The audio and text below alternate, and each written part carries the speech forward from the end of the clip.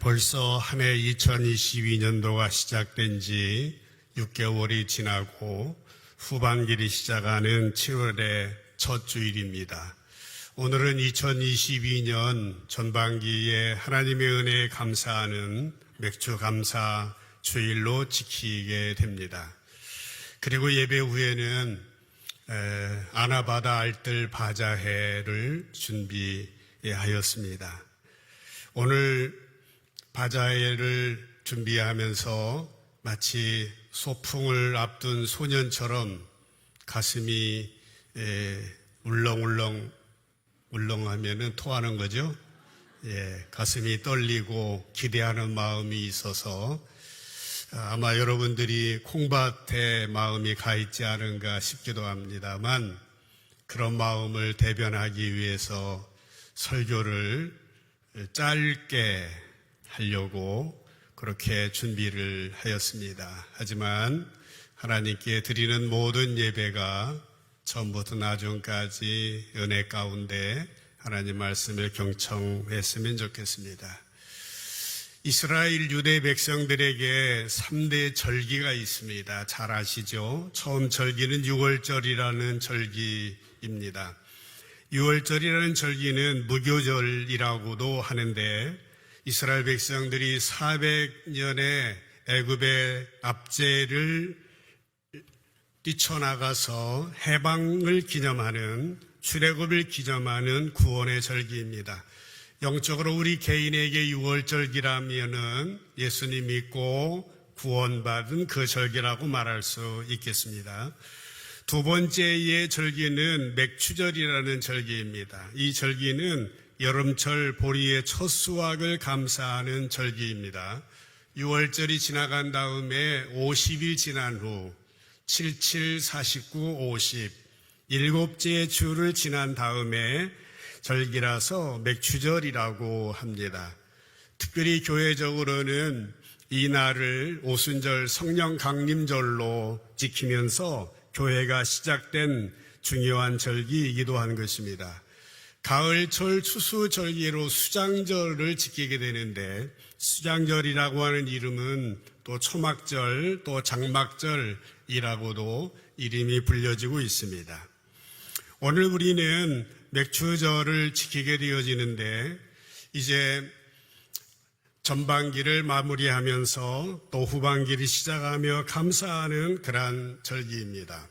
그런데 여러분, 우리가 절기를 만날 때마다 절기의 그 의미와 그 목적이 어디에 있는지 한번 오늘 본문 말씀을 중심으로 몇 가지 짧은 시간 말씀을 나누고자 합니다.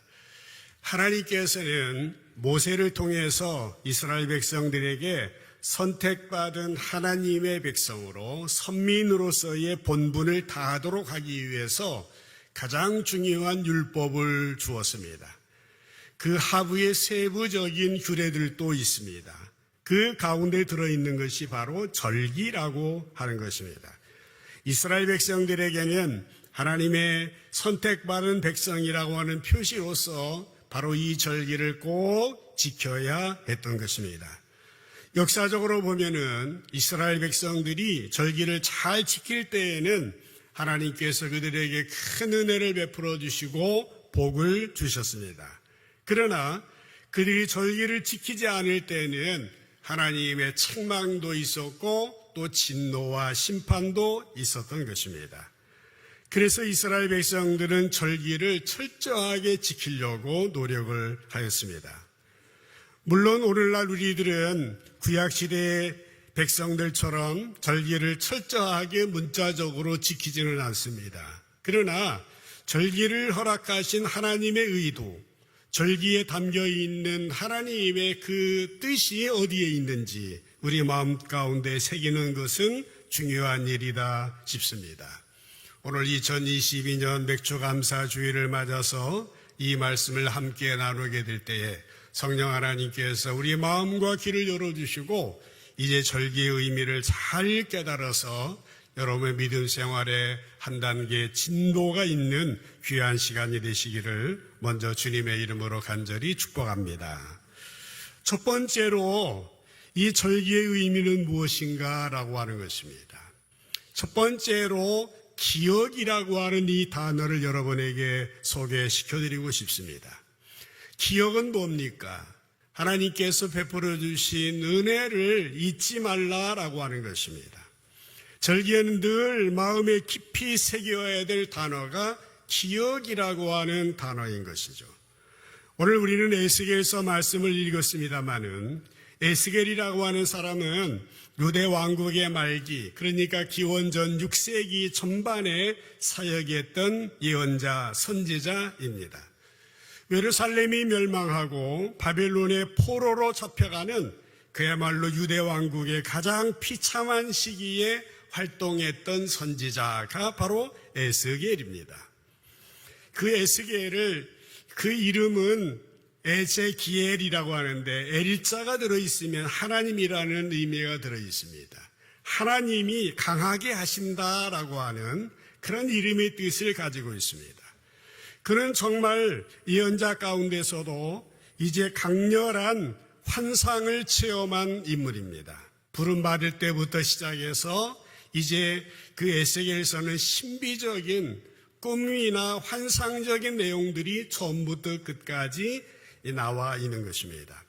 전반부에는 유다의 심판에 대한 예언을 기록이 되어 있고 후반부에는 이스라엘의 유다의 회복에 대한 예언의 말씀입니다. 우리가 본문으로 삼은 46절은 후반부니까 아무래도 유대의 이스라엘의 회복이라고 하는 위로의 메시지일 것입니다. 하나님을 실망시킨 이스라엘 백성들이 비참하게 멸망하여 포로로 잡혀가게 되어지지만은 그러나 하나님께서는 다시 한번 기회를 주시고 회복시키셔서 예루살렘 성전에서 은혜롭게 절기를 지키게 되어진다라고 하는 것입니다. 그때에 어떻게 해야 될지, 특별히 본문에서는 절기에 있어서 왕이나 백성들이 지켜야 될 성전 출입에 관한 규정을 말씀하고 있는 것입니다. 11절 말씀에 보면은 그런 말씀이 나와요. 명절과 성회 때에 그 소재는 이라고 말하면서 수송아지 한 마리에 밀 한 에바를, 수량 한 마리에도 한 에바를, 모든 어린 양에는 그 힘대로 할 것이며 밀가루 한 에바에는 기름 한 식이며 라고 하는 것입니다. 무슨 말입니까? 이 말은 예배하러 오는 자들이 어떠한 형편, 어떠한 사정에 있다 할지라도 어떤 사람은 소를 드리고 어떤 사람은 양을 드리고 어떤 사람은 어린 양을 드리고 혹 밀가루를 드린다 할지라도 감사하는 마음으로 예물을 드리며 특별히 하나님이 주신 은혜를 기억하라라고 하는 얘기인 것입니다. 신명기 16장 12절에서도요. 하나님께서 모세를 통해서 처음 맥추절을 지키라고 말씀해 주셨습니다. 12절에 보면은 너는 애굽에서 종되었던 것을 기억하고 이 규례를 지켜 행하라. 그렇게 말씀을 하고 있습니다. 여기서 중요 단어가 바로 기억이라고 하는 것이에요. 하나님이 베푸신 은혜, 지금까지 받은 사랑에 대해서 지나간 날의 모든 경험들, 하나님이 베풀어 주신 능력의 그 흔적을 잊지 말라라고 하는 겁니다. 기억하라라고 하는 것입니다. 이것이 절기를 주신 하나님의 의도요, 하나님의 뜻입니다. 여러분, 어떤 사람들은 인간을 가리켜서 흔히 망각의 동물이다 그렇게 부릅니다. 잊어버리는 기능이 있다고 하는 것이죠. 사실 이 망각이라고 하는 것은 하나님께서 우리 인간에게 주신 축복이기도 합니다. 잃어버린다고 하는 것은 인간에게 당연한 일입니다. 다 기억할 필요가 없는 것이죠. 다 기억할 수도 없는 것입니다. 쓸데없는 것은 할 수 있는 대로 잊어버리는 것이 좋습니다. 그런데 문제는 어디 있습니까? 죄성을 가진 인간, 타락한 인간은 기억력을 어떻게 사용합니까? 잊어버려야 할 것은 잊지 않습니다. 잊어버려야 할 것은 기억하고 기억해야 할 것은 잊어버리는 그것이 바로 인간의 모습입니다. 오늘 이스라엘도 그랬어요. 그들은 기억해야 할 것을 잊고 살았습니다. 하나님의 은혜가 그들의 역사 가운데 잔잔히 흐르고 있었습니다. 그러나 그들은 하나님의 은혜를 잊어버렸습니다. 오히려 진짜 잊어야 할 과거의 생활에 집착합니다. 은혜는 잊어버리고 잊어야 할 것은 기억해냅니다. 애굽에서 종살이하던 시절이 좋았다고 푸념을 들어놓으면서 원망하며 불평하는 것입니다. 그러다가 결국 그들이 어떻게 됐습니까? 포로로 잡혀가는 신세가 되어졌다라고 하는 것입니다. 여러분 어떠합니까? 오늘 이스라엘 백성들처럼 우리도 그렇게 살지 않고 있습니까? 잊을 것은 기억하고 기억할 것은 잊지 않았습니까? 하나님께서는 오늘 우리들에게 이 설계를 주시면서 하나님의 은혜를 잊지 말라, 늘 기억하라 말씀하고 있습니다. 지나간 시간들 코로나로 인하여서 2년여 어려운 시기를 보내었습니다마는 그때에 지켜주시고 보호하시고 함께 하신 하나님의 은혜를 잊지 마시고 늘 기억하면서 범사에 감사하는 저와 여러분 되어질 수 있기를 주님의 이름으로 간절히 축복합니다. 두 번째로 기억하고 싶은 단어는 질서라고 하는 것입니다. 지나간 시간들에 대하여서는 기억해야 됩니다. 하나님의 은혜, 하나님이 주신 사랑에 대해서. 그러나 오늘 우리의 삶 가운데는 질서를 지켜야 됩니다. 규례를 지켜야 된다라고 하는 것이죠. 9절 말씀을 보도록 하십시다.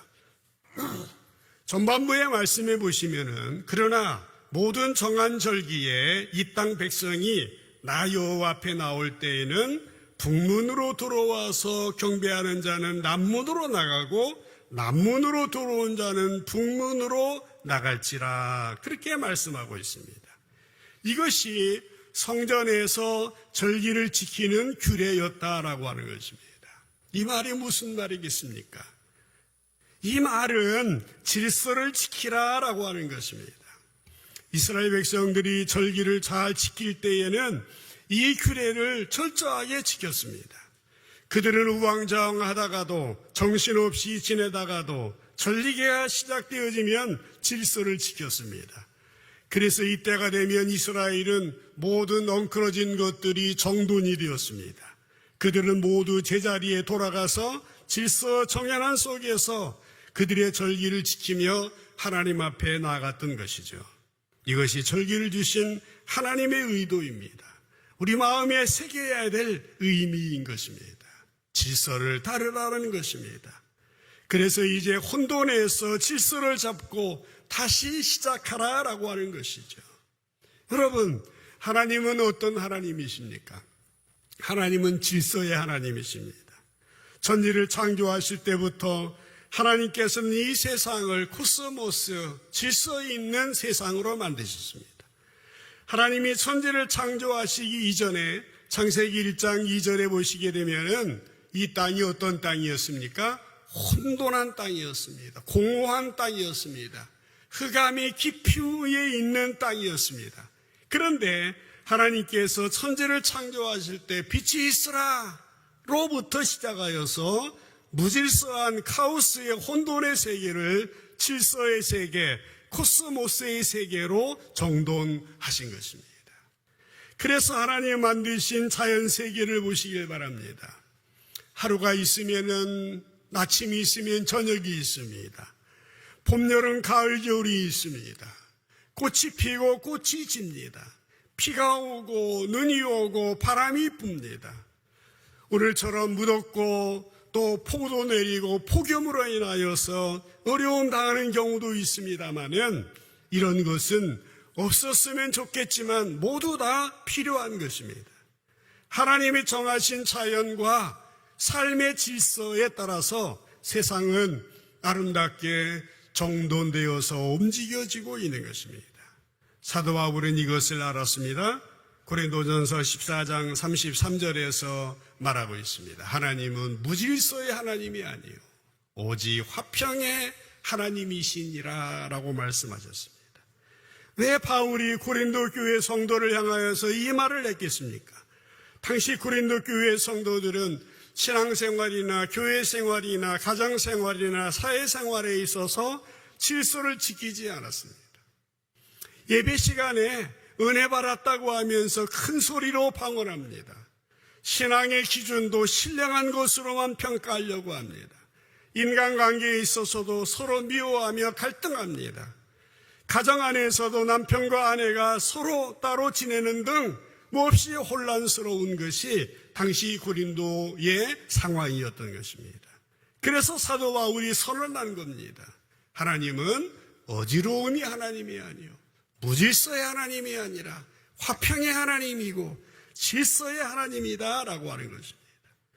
우리 신앙인들은 질서를 따라가야 됩니다. 규례를 지켜야 됩니다. 절기는 이런 의미에서 필요한 것입니다. 엉클어진 것들, 어지러운 것들, 혼란스러운 것들을 정돈해야 합니다. 스스로 한번 질문해 보십시다.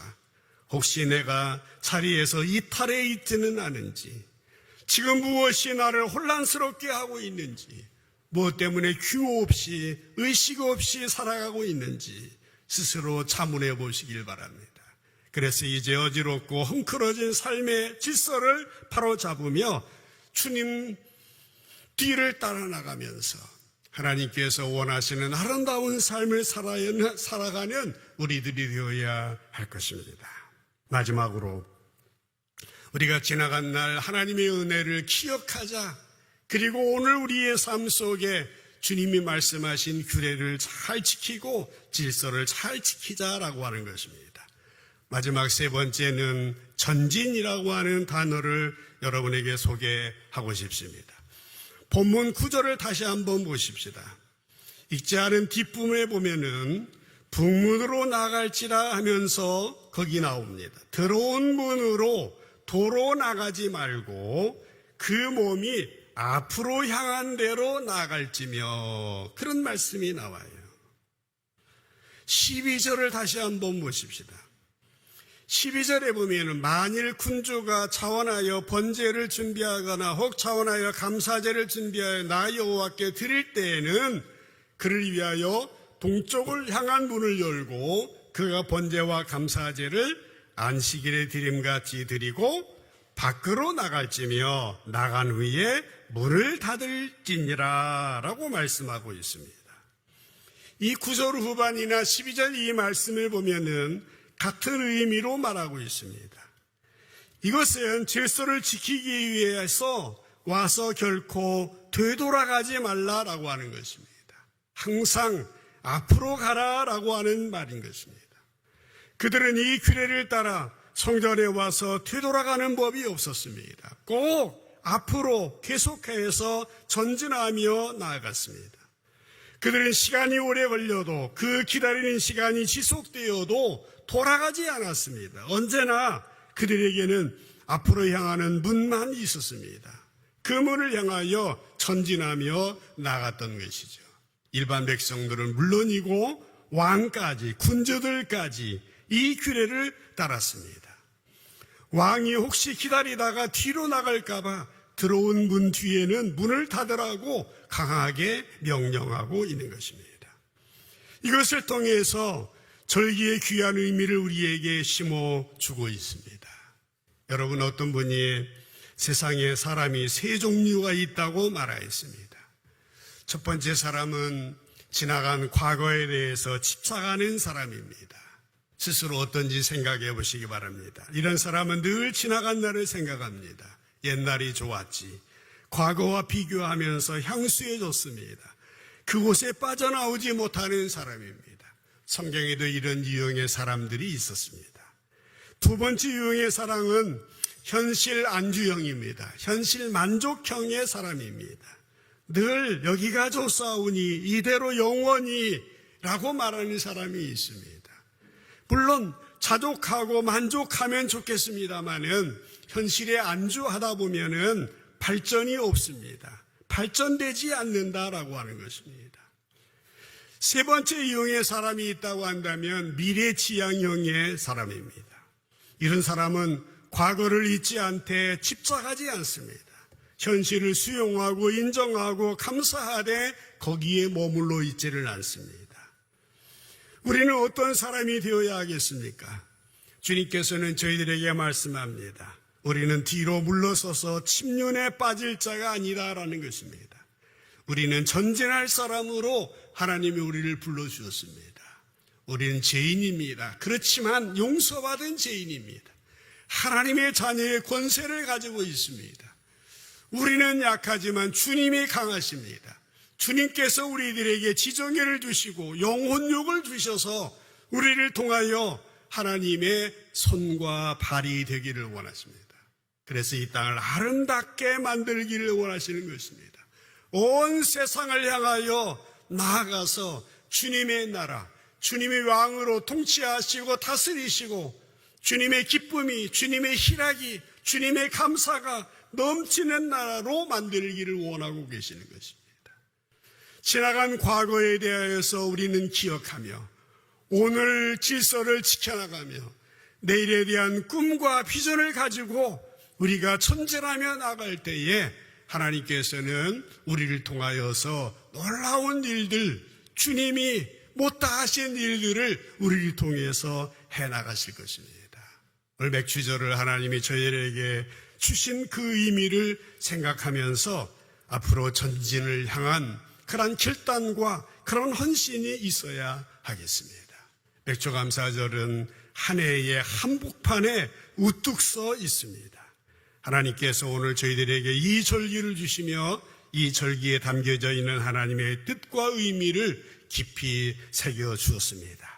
오늘 이 말씀 마음판에 아로새겨서 기억과 질서와 전진을 귀한 의미를 잘 깨달아서 정말 우리의 삶의 현장에 나아가 가정을 아름답게 일터와 직장 안에서 이 세상을 하나님이 만드신 아름다운 세상으로 만들어 나가며 주님의 그 사랑을 널리 전파하는 우리 삼성제일교회 이 자리에 있는 사랑하는 주의 백성들 모두 되시기를 주님의 이름으로 간절히 축복합니다. 기도하십시다.